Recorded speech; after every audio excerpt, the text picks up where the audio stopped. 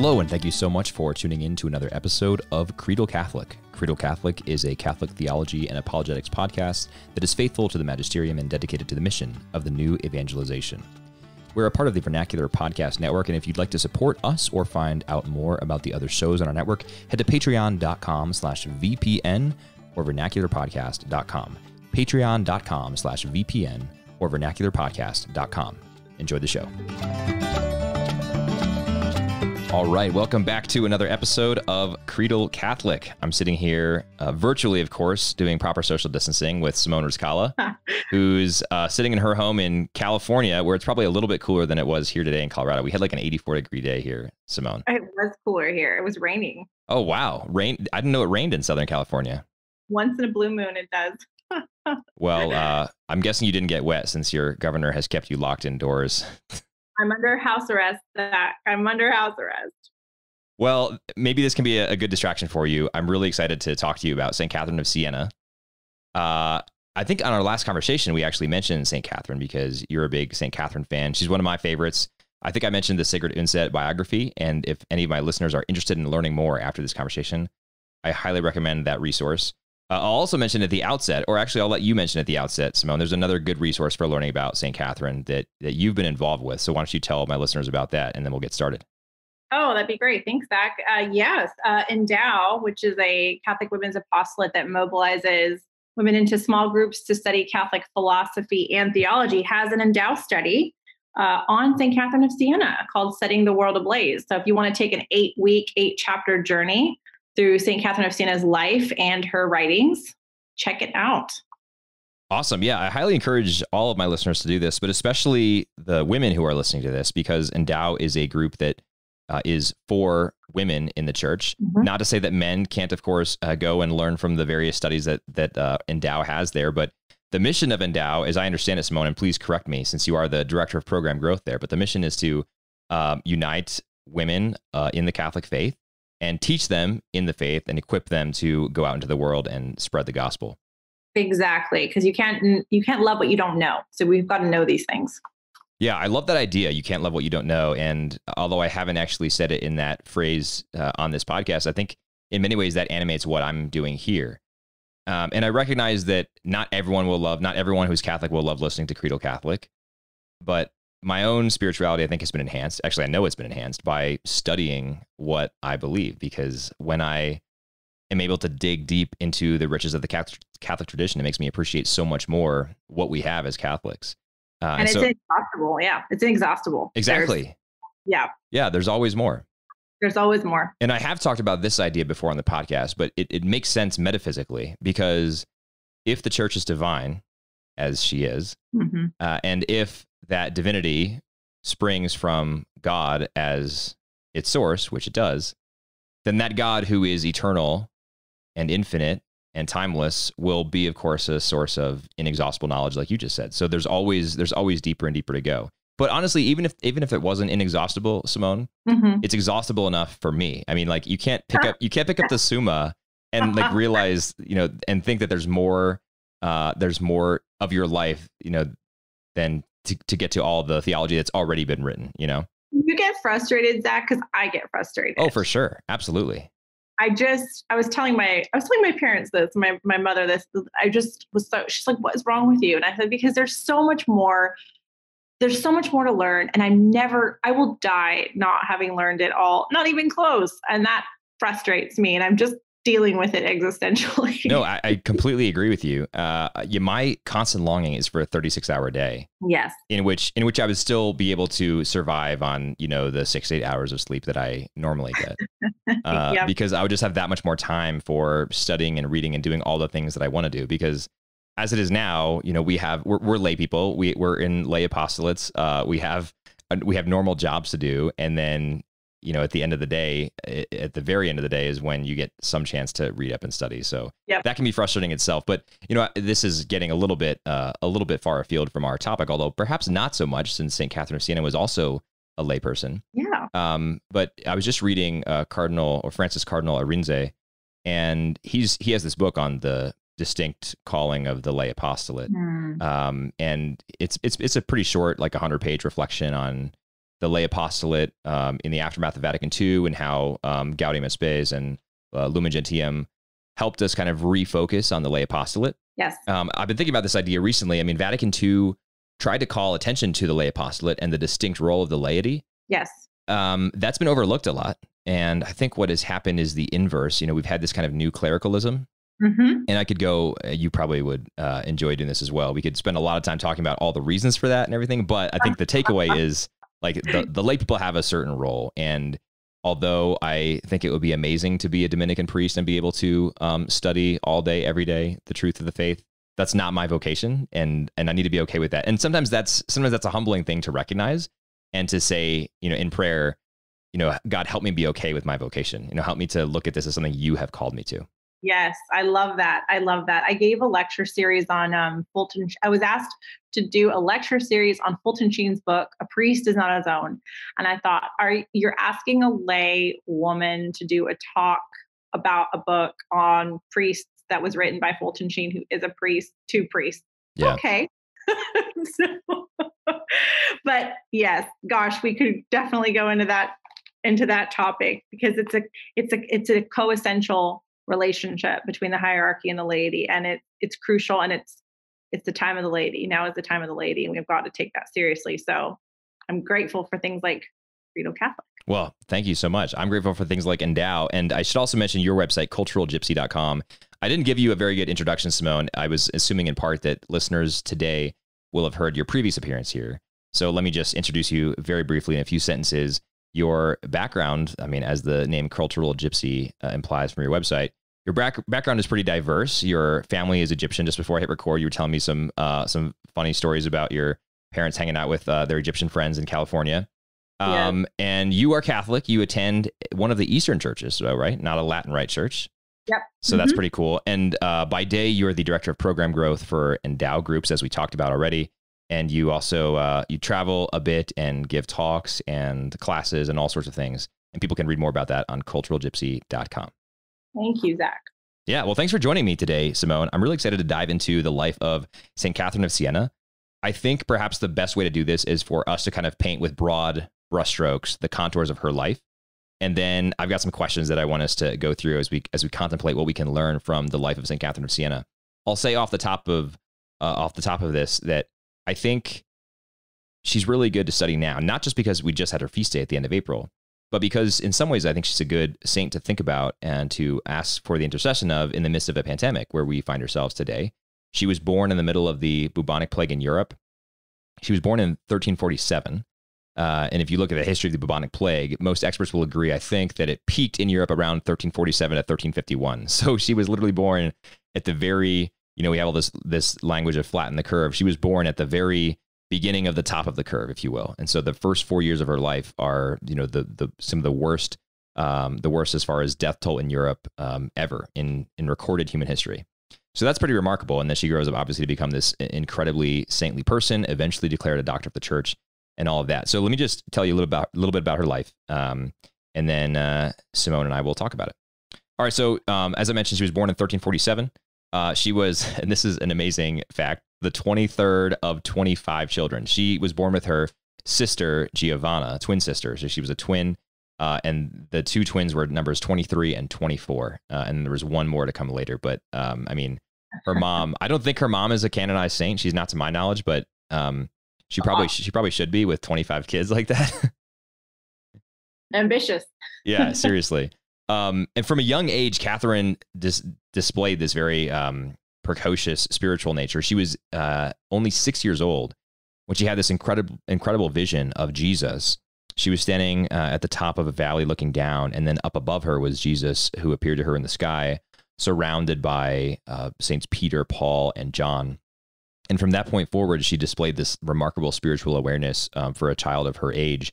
She would later tell her confessor, Raymond of Capua, that it was from that day that she started to really dig into the lives of the saints and the Desert Fathers. I mean, I can't really imagine a 6-year-old doing that. And by the way, this is long before she learned to read. So she's just learning as much as she can about these folks without reading books about them. So she's presumably talking to priests and people religious and her parents, etc. But she became very invested in that. Her parents wanted her to marry, as would be the typical thing for a young woman to do in Italy at this time.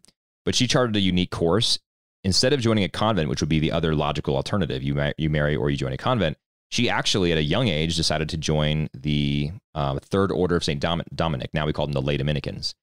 And the kind of, it's not exactly technically correct, but sort of a chapter of Lay Dominicans there where she was mostly widows. Some married women, but mostly widows. The idea being like they're kind of older. This is, we would call these like second career folks now. They've had their families. They're maybe grandmas now.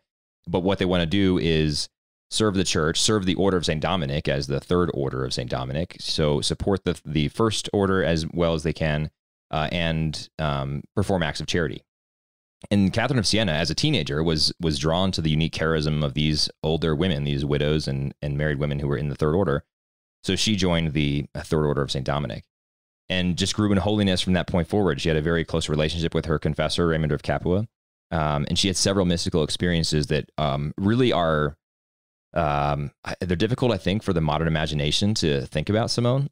Some of these stories, for example, there's a story, and this is all of these are captured in the Sigrid Undset biography and elsewhere, but on one occasion she tells of Jesus taking out her heart, her physical heart, and replacing it with his own heart, his own sacred heart. On another occasion, she tells of receiving the stigmata, although the stigmata were invisible until her death, and then they were visible on her body after her death. She also told of an experience of a mystical marriage to Christ that happened when she was 21, in which Christ gave her a ring. And so, like, very clear, vivid spiritual experiences in which she's encountering the risen Lord. And despite that, I mean, I think sometimes you hear about mystics who are also very withdrawn. And so it's perhaps not surprising when you hear those stories, but St. Catherine was certainly far from withdrawn. She was a woman of letters once she learned how to read and write. And she learned that from her fellow Third Order Dominicans. So she wrote a lot. Her masterpiece is called The Dialogue. I have not read it. Have you read it, Simone? Only parts. Okay. I've heard it's amazing. I do want to read it from start to finish at some point, but it's pretty big. And it's intense. It's very intense. You've got to be ready for that. Right, exactly. I mean, this is the magnum opus of one of the most spiritually intense saints who ever lived, I think. So it makes sense. It's not really light coffee shop reading. No. And it's a rehashment of her dialogue with Jesus. So the dialogues had already occurred throughout her life. And then it was like this time of rehashing the conversation. And then that's what became the dialogue. Yeah, that's amazing. That's amazing. So The Dialogue is her work. But she was very active in the world. So she was not just a withdrawn, reclusive mystic. She was always doing acts of charity. As I mentioned, she wanted to join the Third Order in large part, because of their acts of charity in the community. So she was always going out to feed the hungry, clothe the naked, heal the sick, etc. She's also, by the way, another reason why she's, I think, appropriate for our time. She's the patron saint of nurses, because she was such a loyal and dedicated nurse to so many people who were suffering. She also had a lot of visitors. She had many people, men and women, who would come to her for spiritual advice. So in that sense, she had a lot of spiritual sons and daughters. And then she started to sort of expand beyond the confines of Siena, her hometown. Even though she was staying at home, she would travel here and there. She did a lot of basically statecraft, for lack of a better word, and convinced the Italian city-states, many of them, to remain loyal to the Pope. She was also alive at the time of the Avignon papacy. Also called in some corners the Babylonian captivity, when the Pope basically gave in to political forces and set up shop in Avignon, left Rome and moved to Avignon to have protection and material support from the French governors. And it was Catherine who was saying, "Get back here! You're supposed to be in Rome." So specifically, it was Gregory XI who she just hounded repeatedly and repeatedly. And Gregory the 11th was lacking in courage, but through the constant intercession, both heavenly intercession praying for him, but also just imploring him to come back, he eventually did. And so I think it's probably a stretch to say single-handedly. She had some support from other saints. Bridget of Sweden, I think, was one of them. But but Gregory the 11th came back to Rome in large part due to Catherine's efforts. So she was instrumental in bringing the Pope back to Rome, in writing the way things were supposed to be there. And I haven't mentioned this, but she died at the age of 33. So all this happened before she was 33, which is quite an impressive resume. And so it was 1980. She, I think, had just turned 33. and then she took ill in the first part of that year, and she was very weakened from all the harsh penances that she had undertaken. She never ate much. She for large parts of her life would survive only on the Eucharist, and so her body was not in great physical health. She had just spent it all serving our Lord, and then within a few months she passed away on April 29th, which is why we celebrate her feast day on April 29th. But as I mentioned, patron saint of nurses, also the patron saint against fire and illness, another reason that she's perhaps a good saint for our time. Patron of the United States, of Italy, miscarriages, I guess against miscarriages, of people ridiculed for their faith, and against sexual temptation as well. So lots of great patronages of St. Catherine. Simone, did I miss anything salient before our discussion here? I think you hit the big stuff. I think it's when we complain about all of our family church issues, Avignon papacy was a pretty hard one to live through. And so we can always look to St. Catherine for some consolation, because at least we don't have that problem. So yeah, well, let's start there. So my first question is, how is St. Catherine a saint for our age? And I've already talked about the pandemic stuff. That one is maybe more obvious. She was a nurse and a caretaker. She was born in the midst of Europe's worst plague in recorded history. So maybe the pandemic part of that is obvious, but you just alluded to something, which is, we have problems in the church, but at least it's not that. At least the Pope isn't running to Avignon, France, because he's scared and weak. So yeah, say a little bit more about that. Why is St. Catherine perhaps appropriate for our time? Yes, definitely. Everything that you mentioned. We're hoping our lives will return back to normal, and it slowly is with COVID. But her whole life was marked by the plague. So, could be worse that way. But yeah, I think she's a true saint for so many reasons. But one of them is that while she's literally telling the cardinals and the Pope, act like a man, I think those are her exact words. Yeah. Act like a man, and calling them out. She is also at the same time calling for lay people to be obedient to the authority of the church.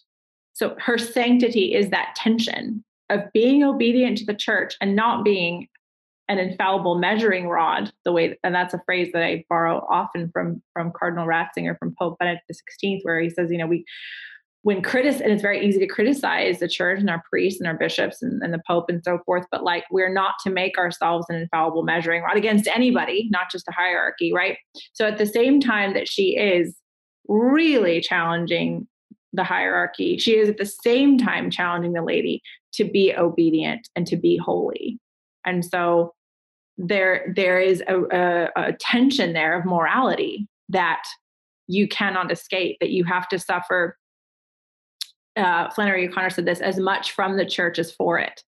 And to live in that tension, I think she's a fantastic example and a help to me on that, so that I don't fall into a spirit of piety on the one hand, thinking that I know better than everything and I know everything about how the church should be run.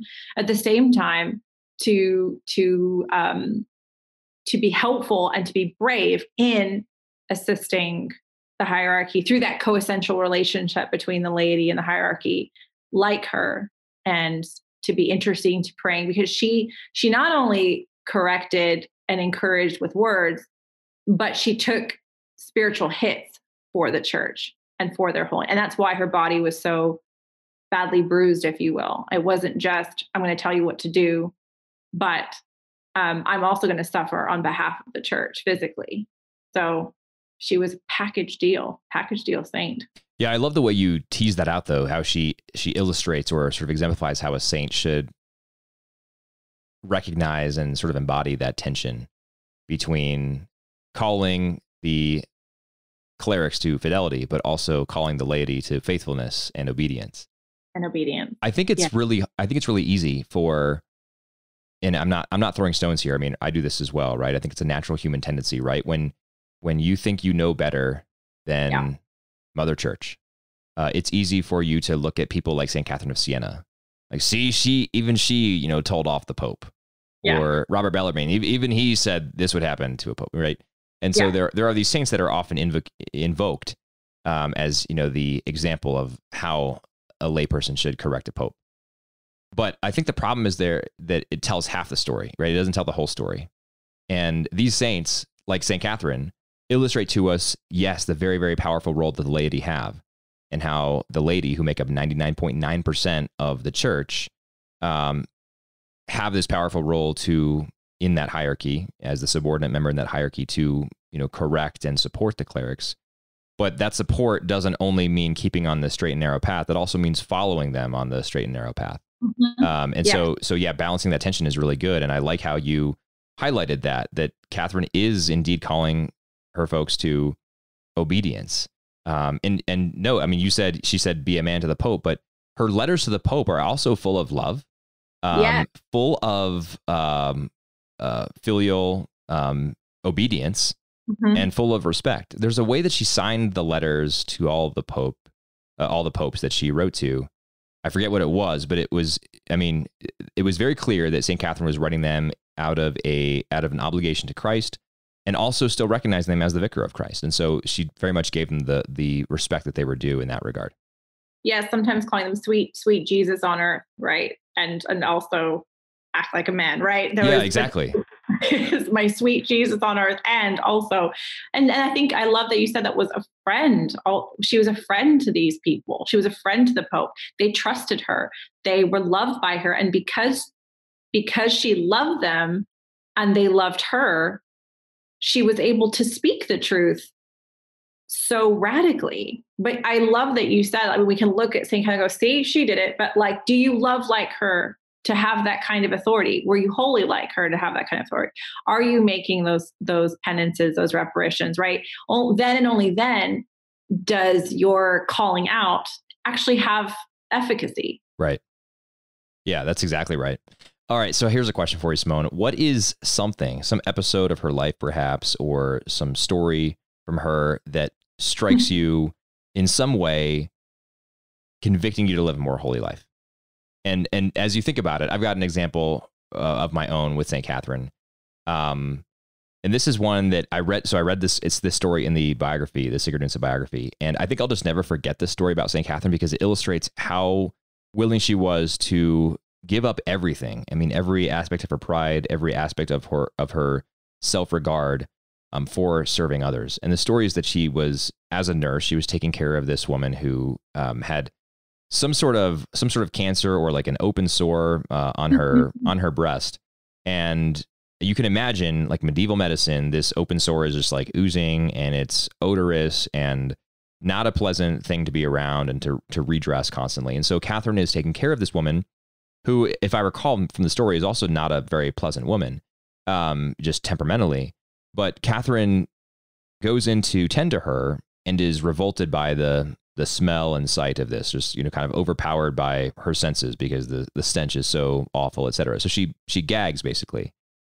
And she's so disappointed at herself for having that reaction and not just like accepting the service of people and doing what Christ would do, that she basically washes out this woman's sore into like a wash basin, and then drinks it down. Yeah. And then, as the story goes, from that point forward, she had no issues ever attending to somebody, and never was greeted by an attack of nausea like that again.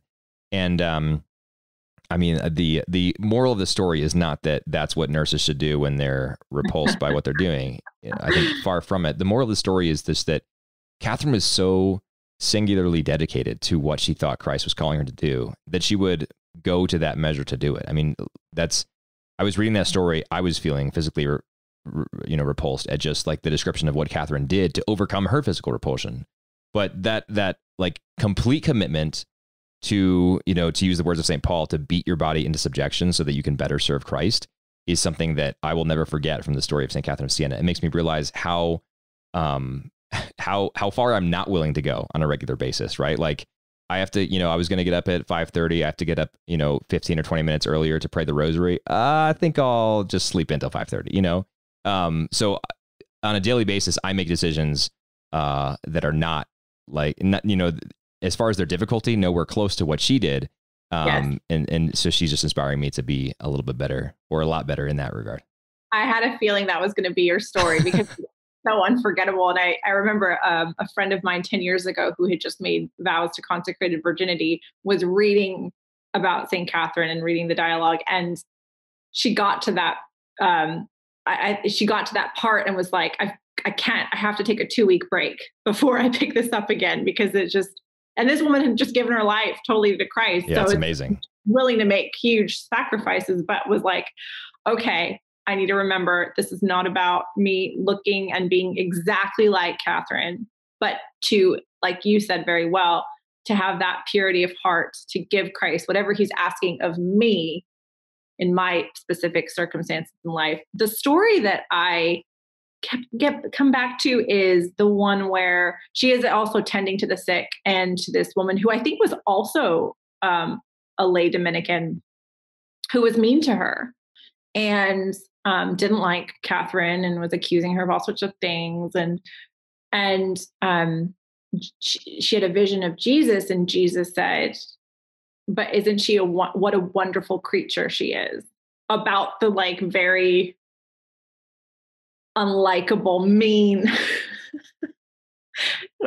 patient that she was tending to. And that's actually the one that's really stuck out to me, because as you were saying earlier, it's really hard not to be judgmental. It's really hard not to put people in a box. It's really hard to love the unlikable. And so when I'm tempted to just want to brush someone off, or just, subconsciously, never consciously, like, oh, this person is annoying, I think about Jesus's words to St. Catherine, but aren't they a wonderful creature? Isn't she a wonderful creature? And that has really helped me throughout the day to look at the other the way that Jesus looks at them, and he loves them and he loves everybody. And so that's been my little yeah, it's a good one. I remember that story well from the book, and the thing that stuck out to me is that Catherine's pride was just assaulted regularly by this person. And she was verbally assaulted by this person. She was constantly put down by this person, as was, everyone around, right? I think she was just I don't know how she was a Dominican. Just seems like a very unpleasant person to be around. And yeah, Jesus's message to Catherine is, isn't she a wonderful creature? And that, of course, drives Catherine to show her the love of Jesus. And I mentioned that thing that she signed the letter to the popes with. It was "Sweet Jesus, Jesus love," which you had mentioned as well. And that just embodies what Saint Catherine was. And this is one of the things I love about any of the great saints. It's not that they're super bold in confronting the Pope. It's not that they, lead troops into battle or whatever. It's that they embody the love of Jesus. Mm-hmm. And that love of Jesus can be, being mean to a fellow third order Dominican who constantly belittles you. Yeah. Did I say being mean? Being nice. Lovely, not being mean to them. Or it can be correcting the Pope in charity. But both of those things are manifestations of the love of Jesus, as she would say, "Sweet Jesus, Jesus love." And she was just so consumed by this love for Jesus, which is exactly why she had this vision of Jesus replacing her heart with his, that burns with such intense desire for souls. And that's such a remarkable image to think of Jesus placing his own Sacred Heart into Catherine so that she can burn even brighter for him. I love that. Exactly. I think her greatest, like all saints, contributions, if you will, like you said, is not any of the external stuff that are just manifestations of the love of Christ, but that she was, this is, I think, a phrase of Teresa of Avila, actually, but it's also true for Catherine, that she was homesick for heaven. She was homesick for Jesus. And that's all she wanted. That's all she wanted, was to be with Jesus. And I'm recently been going into the life of Edith Stein, and the fact that, she was a very busy professional, Catholic woman, professional, lectures, university life and all that, but everything was ordered around her spiritual life, not the other way around. And when I look at my life, I think, well, I fit my retreats, pilgrimages, prayer life around work, not the other way around. Even John Paul II, very professionally busy, if you will. Everything else was an interruption to the dialogue that was going on with Jesus. Right. Right. And so I think it's such a huge shift in mentality. It is. And when I think about that, I do some self-examination, like you were just saying you do with yourself. And I think, like, how much do I on a regular basis long for heaven? How homesick am I for heaven? And if I'm honest with myself, I'm not very homesick for heaven. I think, I look at the material comforts of here. I just look at the relationships that I have here. It's, I'm not always ready to sacrifice all of those for heaven, and it can be even something really stupid that pulls me away from Jesus. Like, I don't know. I like barbecue, right? And so, like, I don't want to go to heaven. I want to have good barbecue a few more times in my life, right? I'm not ready to have barbecue. And when you think about it, like, that sounds so stupid to be like, no, I really like barbecue and I want to have that a few more times before I'm in the, constant presence of God. What Thomas Aquinas calls gladness unalloyed. No, I need barbecue first. Like, give me a break. But I think at even a subconscious level, that's the way I think a lot. That's the way a lot of us think a lot.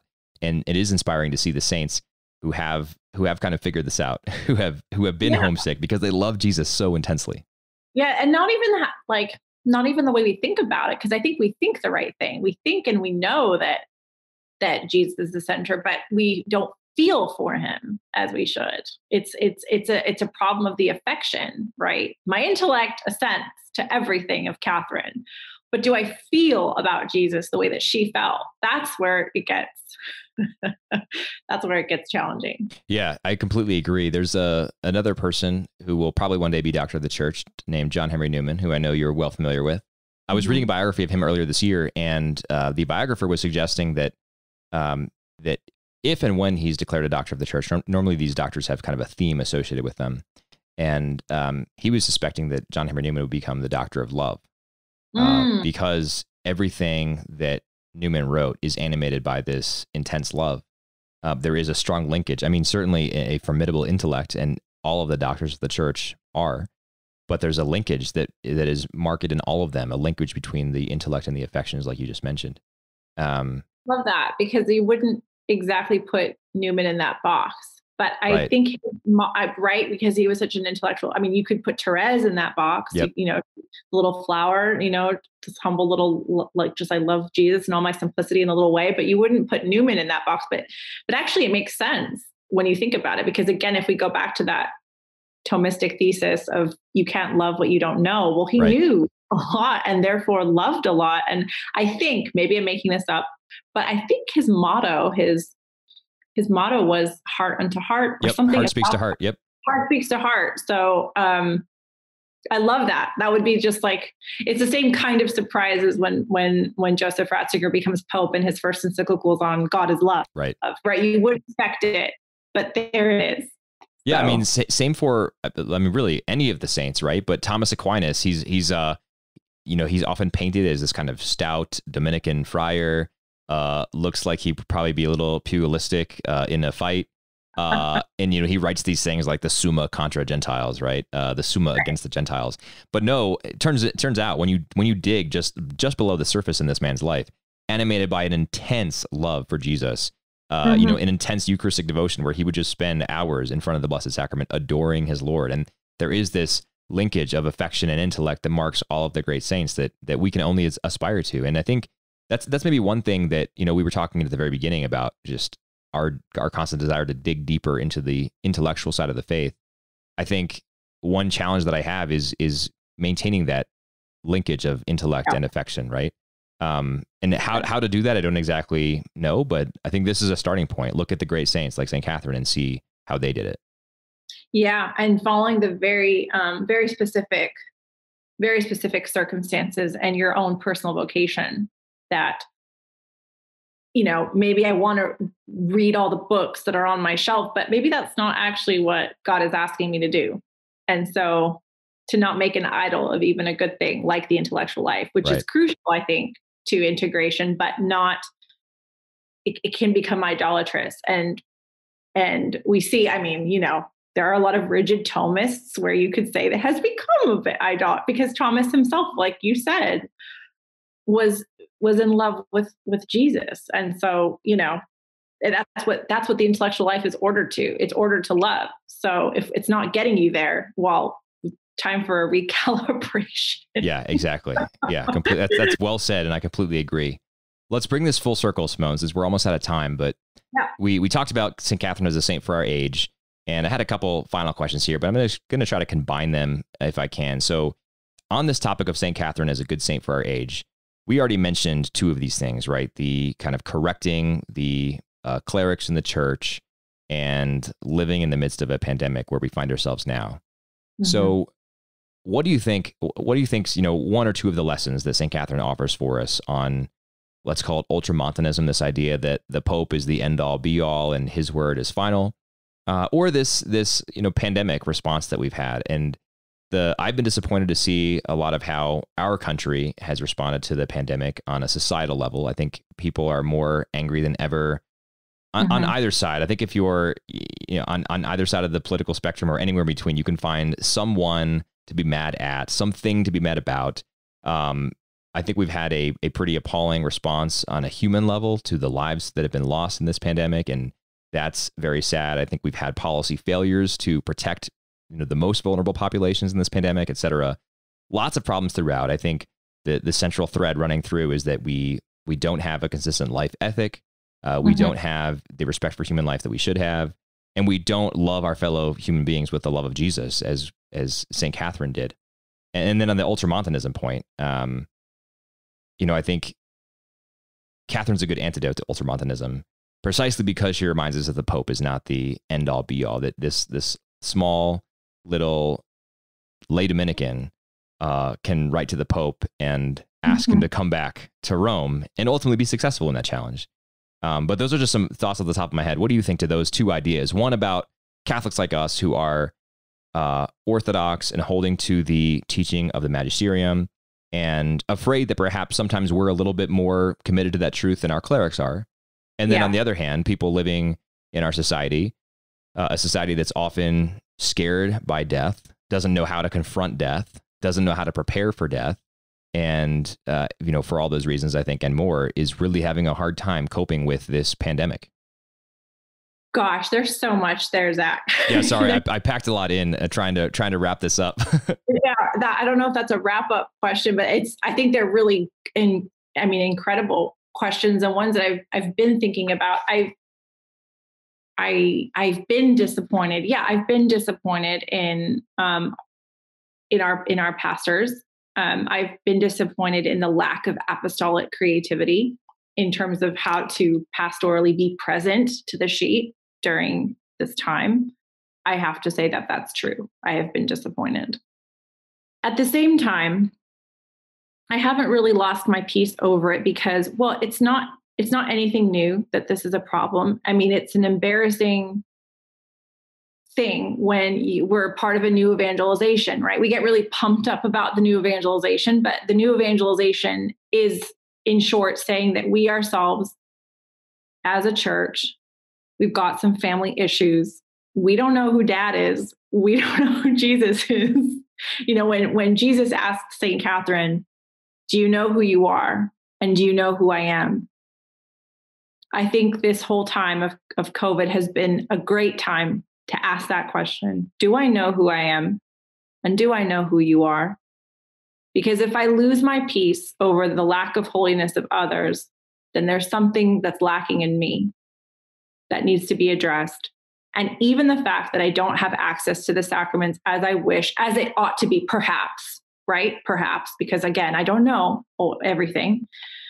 Can I still not use this time to grow in spiritual communion and in intimacy with Christ? And can my obedience to things that maybe I don't think should be what is the right choice, right? From my pastors, can my obedience to that make me even holier and more well disposed to receive Jesus, even if I'm not paradoxically receiving the sacraments? So those are my thoughts on that. And so there's no obstacle to my communing with Jesus. I love that. That's very well said and beautiful. I think, again, I'm always trying to do self-examination. I don't always do it well, but there are things, there are ways that I've handled myself in this COVID time. There are ways that I've allowed myself to get frustrated with church leadership. There are ways that I've allowed myself to get frustrated with just my neighbors. But I will say that I'm optimistic, not even for my own part, but for the part of other people in the church who have handled this with more grace than I have, who are returning to church with renewed hearts, with a true longing for the Eucharist, on fire to go. I think it's indisputably true that the church will come out smaller than this, because there will be people who had a general dispensation in place for 2 or 3 months, stayed away from the sacraments and just thought, you know what, I don't actually really need that. I'm good. But there are others who are going to come back more on fire, more zealous in a good sense of the word, longing for the Eucharist, and then ready to turn back around, catechize and equip others to go out into the world and serve Jesus in that way. So I'm really excited about that. I think it's one of those times when, as you said, we don't know everything that's going on, which is not even to say that the bishops or our priests know what's going on, but God knows what's going on, and God's doing something here, and I'm excited to see what that looks like in the future. I think so too. I welcome the smaller church. I welcome it. I welcome the smaller, truer church, because it will more easily be a sign in this. Catherine was in a time of decline, right? It was a time of decline. We're in a time of decline. The more that we can become smaller, as Ratzinger predicted, the church will become small. It will be painful to see the institutions and the things that we've kind of leaned on, the externals that we've gotten cozy and comfy with. But what will emerge is an apostolic evangelizing church that can really start to game change. Yeah, exactly. And because when we say we want a smaller church, or we're okay with a small church, we're not, of course, saying that we want less people to be saved.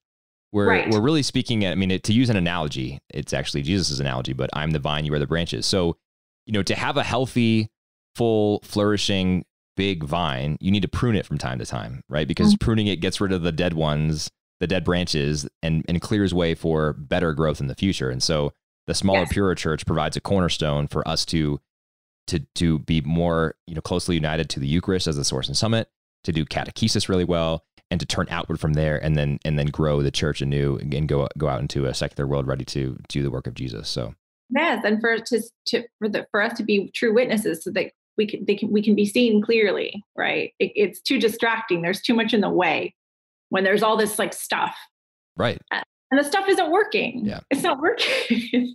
Yeah. No, that's exactly right. There's too much stuff. I think your average parish is very distracted by all the things that are going on, and needs to focus on getting back to the essentials, getting back to the root of the faith. It all starts with the Eucharist and the rest of the sacraments, and it goes outward from there. Right. And I've been stunned, Zach, by the women who've reached out to me with Endow saying, I don't want to go back. Particularly, I'm speaking of the church workers, the saying, I don't want to go back to my busy parish. It's too much. Yeah. I'm enjoying being home. I'm enjoying spending time with my children. Am I bad? Am I a bad Catholic? Because I'm not going to be volunteer. I don't want to volunteer at 10 to 15 things. Well, how about if we recalibrate and say, what are the essentials? What is bringing people face to face with Jesus? Where those questions that Jesus asked Catherine, do you know who you are? Do you know who I am? That we're becoming what John Paul II's vision for the parish was, which is to be a school of prayer, and can we get rid of the rest? Right. Yeah. I love it. Let's do it. Let's do it. I'm ready. All right. Well, Simone, we are out of time for today, but we already mentioned this once at the outset, but if someone wanted to read, I don't know, say a study guide to help them learn about St. Catherine of Siena, or maybe one of the other wonderful women doctors of the church, where might they go to find that? Yeah, so go to endowgroups.org, and we've got check out our link on the store, and there's a ton of study guides, and I'm going through Edith Stein right now, so there's some possibilities to get involved with that in terms of with Endow. But the St. Catherine one, Setting the World Ablaze, is I think one of our top. I think it's one of our best, if not our best, besides Letter to Women and the JP2 stuff. I think it's our best. Sounds great. So endowgroups.org. .org. Yep. Setting the World Ablaze is the St. Catherine one, but you can find a lot of other resources there, and you can follow Simone's work. She does a lot of work for Endow as the Director of Program Growth, but also on her personal blog, culturalgypsy.com. And stay tuned. We might bring Simone back for a conversation about St. Edith Stein, which would also be a really good one. So, Simone, thanks so much for the time, as always. To our listeners, thank you. If you want me to drop a note to Simone, or you want to just drop me a note, Zach, Z-A-C, @creedalcatholic.com. And until next time, God bless you.